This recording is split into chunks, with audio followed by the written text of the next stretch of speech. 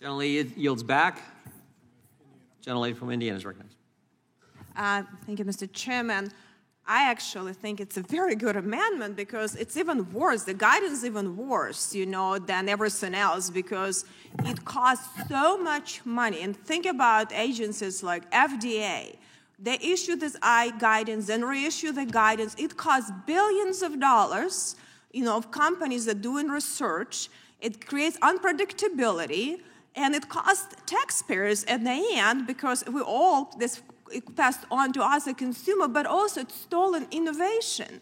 And this guidance has no clear rule how it's issued, no ability to input. It's terrible. The same happened in the Department of Energy with all of the different things the guidance seems to do for different nuclear plants. I mean, this stuff is so important, for us to be able to have the predictable set of rules, and there's rules that express actually the will of Congress and the will of the people. So this is an amendment that actually probably make this bill even more important because guidance is really something that agencies shouldn't even be able to do, but they put such enforcement mechanism on this guidance that it's actually cost so much for the economy, for the taxpayer, but also to people's lives in some industry, because sometimes it's life and death situation. And when we stall some of these innovative, drugs that may save people's lives, we actually, we might be able to not save some people. So this is a significantly important issue, and I appreciate the gentleman bringing this amendment. I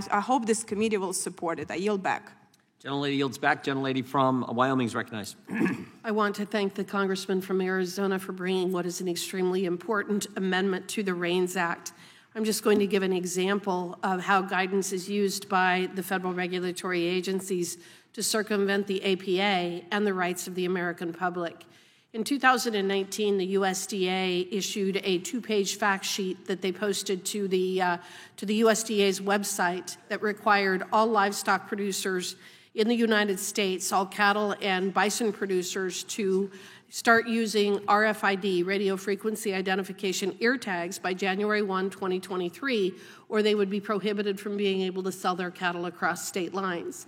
This obviously would have a huge impact on a state like Wyoming, which is a large cattle producer, but we don't have packing plants in the state of Wyoming, so all of our cattle is shipped out of state. This was a 2-page fact sheet issued on a website without notice, no comment period. According to the USDA, the price tag of this requirement to the cattle and bison industries would have been $2 billion. That's how these administrative agencies use and abuse guidance, and it absolutely should be included within this bill, within the REINS Act. I again appreciate the inclusion of the word guidance. This is another area where Congress has got to oversee what these agencies are doing and prevent them from being able to abuse their power in the way that they have repeatedly in the past. With that, I yield back. Gentlelady yields back. Question occurs on the gentleman from Arizona's amendment. Mr. Chairman, on the assurance that this is going to be taken up in the Rules Committee, I will withdraw. Gentleman withdraws his amendment. Question. Gentlelady from Pennsylvania is recognized. You have an amendment? Yes, thank you. I have an amendment at the desk. The clerk will report the amendment.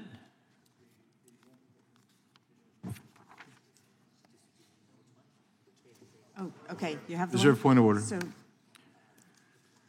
We're waiting on the amendment. And thank you. maybe we'll stand in recess while we get the amendment. Yeah, we're fine. Children's. Yeah. Yeah. Children's. Amendment to the amendment in the nature of a substitute to H.R. 277 offered by Ms. Scanlon of Pennsylvania. Without objection, the amendment will be considered as read. The gentlelady from Pennsylvania, the gentleman from Pennsylvania is recognized. The gentleman from Arizona has a point of order. Thank you. So my amendment would make sure that federal agencies would, under this REINS Act, would still be able to issue rules to lower the incidence of childhood cancer, asthma, and premature mortality. 1 in 4 children in my region have childhood asthma largely as a result of environmental factors. And that's why, among other things, the effort to repeal the truck emissions regulations that's occurring this week is so concerning, because that's one of the contributing factors. We also have really important research and treatment facilities, whether Children's Hospital or St. Christopher's Hospital, that provide research and data and innovative treatments to children in our region. But there's a lot going on in this region. We need the support of the federal regulators to be able to push that research forward to make sure that we're protecting the kids in our region. So, we hope our committee can agree here that it's important to protect kids from pollution, from dangerous products, to be able to push forward the promising new medications that they may be able to take. So, if we're going to gum up the rulemaking process with these burdensome procedural rules, can we at least make sure that we protect children's health? I'd yield back. Gentlewoman yields back. Who seeks recognition? Gentleman from Wisconsin is recognized.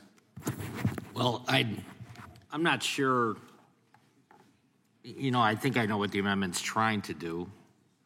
But was this something that was offered under a previous piece of legislation that may have been drafted in a way that would accomplish what the amendment tries to do right now? I'm not sure if my colleague had tried to tackle this issue last Congress when they were in control.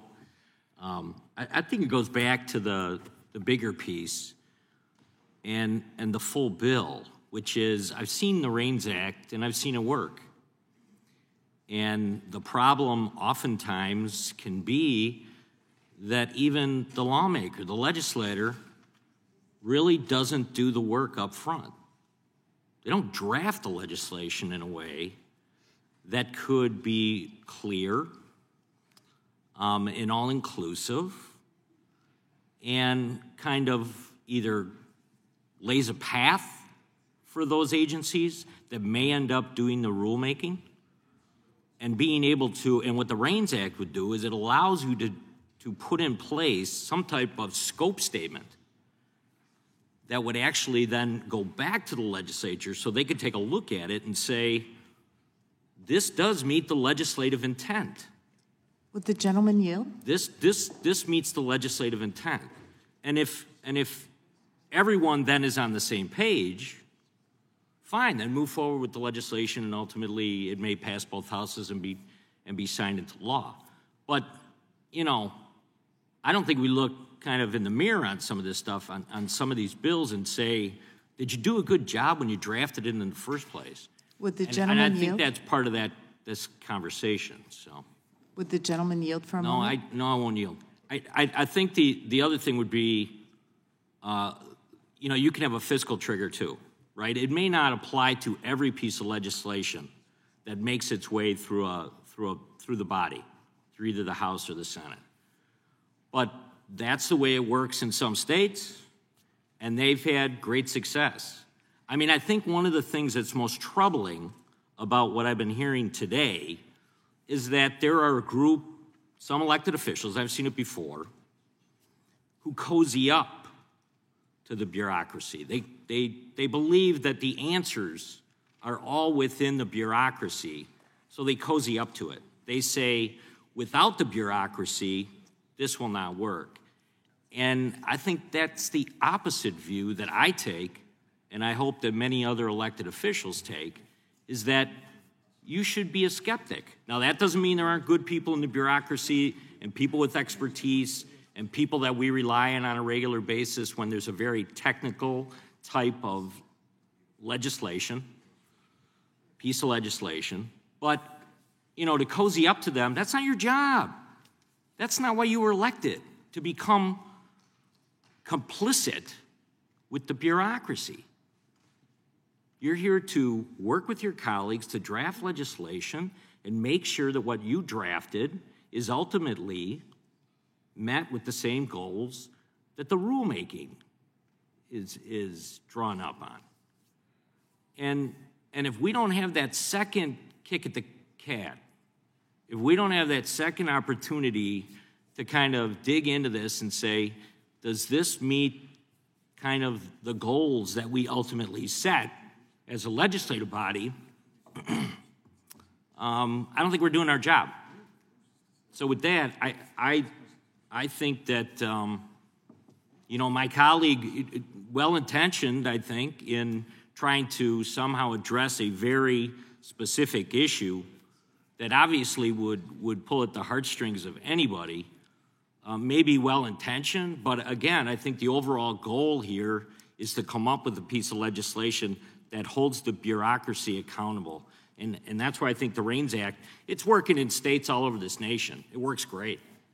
It really is. It's a piece of legislation that's been drafted and run through many state houses, and it works very well at that level. So that's why I think the bill's a good idea, and I yield back.